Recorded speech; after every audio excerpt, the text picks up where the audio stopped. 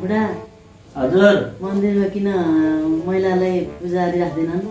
हो कुरा चाहिँ आज मेरो बुढीले बल्ल कुरा गर्ने मन्दिरमा किन महिला पुजारी नराखेको भन्ने तिम्रो कुरा हो। हजुर मैले मन्दिरमा यदि महिला पुजारी राख्यो भने अनि मोबाइलमा मलाई एउटा फोच हानिदिनु न, भएन यसरी हानिदिनु न, अनि सेल्फी हान न भनेर त्यो त्यहाँको मन्दिरमा चाहिँ देउतालाई हैरान बनाउँछन्, दिमाग चाट्छन् भनेर।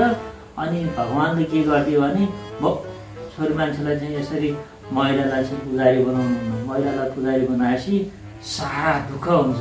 भगवान् चाहिँ त्यही महिलासँग सेल्फी खिच्दै अनि यसो गर्दै उसो गर्दै भन्न थालेपछि अनि कुरो बिग्रिन्न। अनि उता उनीहरूको पनि त फेरि घरबाट आदेश आउँदैन, देवीहरूले कहाँ छौ, के अरे छौ भनेर भन्यो भने त अनि के भयो, कुरा खत्तम भएन। के भएर मन्दिरमा छोरी मान्छेलाई पुजारी राख्दैन, कुरो बुझ्यौ नि?